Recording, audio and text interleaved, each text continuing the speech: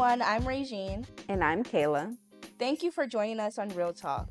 New episodes are available every Monday and Friday at 6 p.m. On our podcast, we offer our opinions and advice on various situations and questions from our listeners. You can submit your questions or scenarios through Spotify, or if you're not using Spotify, email us at talktorealtalk@gmail.com. You can choose to remain anonymous if you would like. With that said, let's get started with today's episode.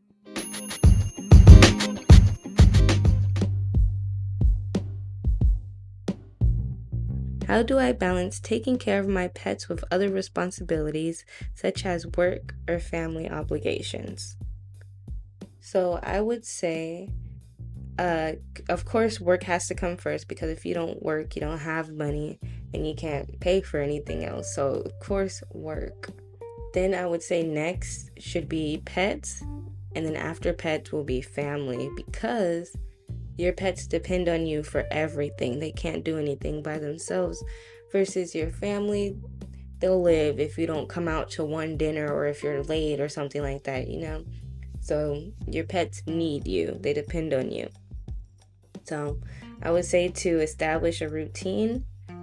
After you put work in your schedule, next put in everything for your pets. So feeding, walking, playing with them, everything like that. Schedule those things in your day around work, and then where you have free time, then you can do family things. And plus, if you don't live with your family, you don't need to see them every day, or you don't have to see them every day. So you can just have like 1 or 2 days a week where you go spend time with them, and you can make sure that you feed your pets or walk them or bathe them, whatever they need, before you go spend time with your family. And just try to stick to your schedule as much as possible so you can build a routine and it flows a bit more. And then animals also get used to your routine. So if you're usually feeding them at 6 p.m., they expect their food around 6 p.m. And if you're at the movies or something, they're going to be looking around like, well, where's our food at? Or one thing I know some people do is get the automatic feeders. I'm thinking about getting one of those. I'm not too sure yet, but I know it'll help a lot. And then, you know, sometimes things unexpected come up. Maybe it's someone's birthday you forgot about and they just planned a last minute party. Or your job calls you in for a shift and everything, so you don't have to worry about getting them their food beforehand. You know that the machine is going to do it for you. So that's something that also could be helpful. But walking and playing with them, I feel like walking you can have on the schedule. Like, let's say you walk your dog, I don't know, like an hour after you wake up or after you have breakfast or something. But playing can be just any old time. And also have some toys around for them. So if, like I said, you get called to a last minute shift and they're used to playing at that time, they'll play with their toys instead. So they're just not completely bored. My next tip is to hire a pet sitter or have someone that you trust, a family member or friend, to help out when you're unable to care for them at that time. So again, like I was saying with the last minute shift or something, or if you work overnights or something, because I work overnights, it's nice to have like a friend or a family member that can come, if not watch them, then to come check on them. Or if you do a pet sitter, there's Rover, you can go on there, and I know one lady I went to, she just charged $25 for the whole day. And then you can come pick them up the next day or at night or whatever. So that they'll have someone taking care of them. Especially if you just have one pet. Because if you have multiple, you know, they can keep each other entertained. But I feel bad if it's just one little pet sitting at home by themselves, just bored and everything. Even if they have their food and water, you know, they need someone to play with them and to keep them entertained. So yeah, you can always do that, and make sure it's someone that you really trust too, if it's not the pet sitter, because if you go through one of the apps or sites or whatever, you know, you can always report the person. But if, let's say, you just had your cousin watching your animal, You have to know how they act around animals. Are they going to remember to feed them?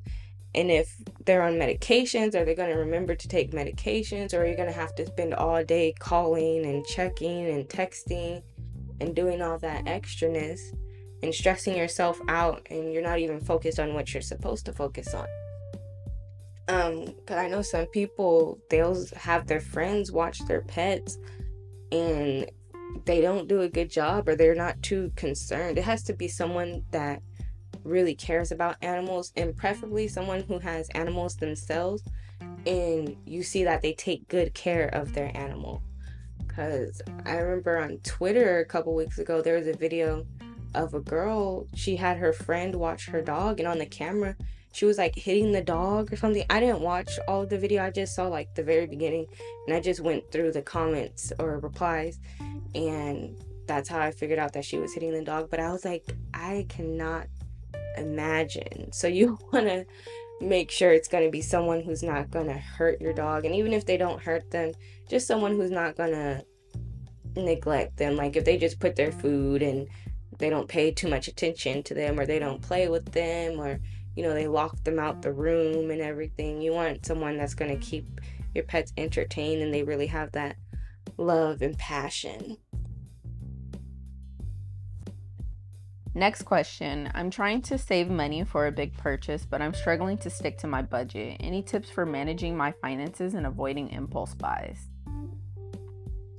So I would first recommend planning all expenses for each check ahead of time, so you know how long it'll take before you have enough money and how much money to put to the side each check. And then it also gives you a time frame before you're able to go back to how you spent before. And so next, I would say try to learn how to maintain self-care, because I know maintaining self-care can take up a lot of money. Buying facial products, nails, hair, going to the barbershop, the hair salon. It can take up a bit of money, which you can end up saving if you learn how to maintain it yourself.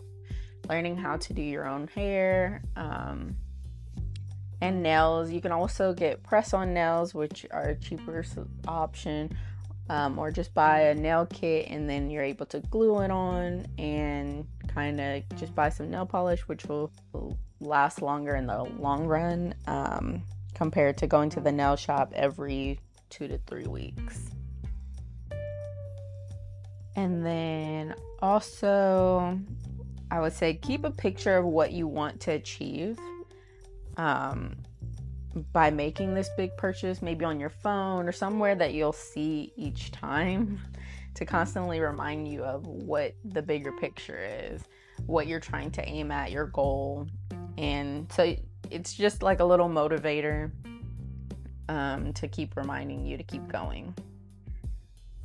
And then on top of that, I would get a piggy bank that you have to break, the ones that you have to smash in order to get the money out. I would recommend getting that, and actually getting the money out of your bank account, because you're more likely to spend the money if it's easily accessible compared to if it's not. So I definitely recommend getting the money out of the bank and putting it into a little piggy bank, and then, or you can give it to an individual who you trust, who you know will give you your money when it's time, or you have enough money. And that's the main goal, is just to make sure that the money isn't accessible to you, where you can just spend it however you want to. And then also, I would say delete DoorDash or Uber Eats, or anything that you'll end up spending money on. I know for me, I'm a big eater, so I will spend a lot of people nowadays spend a lot of money on DoorDash and things like that, because it's just easier. But if you were to go to the grocery store and make food yourself, it's a lot cheaper and it lasts longer. So I recommend avoiding all ordering food online. And so, yep. And then last, I would say limit yourself to the internet usage. I know going online, it's a lot of tempting ads, and phones have where they target you based on what you say or data that's collected. So you're going to see exactly what you want. And the main goal is to just avoid all that. So maybe if you're able to delete some of your social media and stuff and just keep it a little bit strict during this time frame that you're saving, so that you have your eyes on the end goal.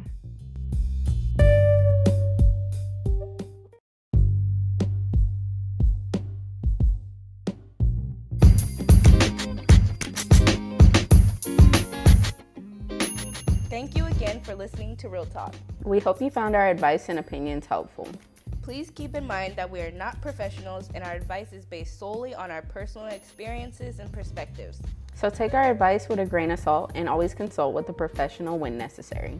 New episodes are available every Monday and Friday at 6 p.m. If you have any questions or scenarios you'd like to discuss with us, you can submit it through Spotify or email us at talktorealtalk@gmail.com. You can specify if you would like us to post your situation to our Instagram at TalkToRealTalk to get opinions from other listeners in the comment. And follow us there to stay up to date on our latest episodes and share with your friends so they can join the conversation too. You can leave a comment on Spotify or YouTube with a pink and orange heart emoji for a chance to be featured on our Instagram as comment of the day. Thanks again for tuning in, and we'll see you next time on Real Talk. Goodbye.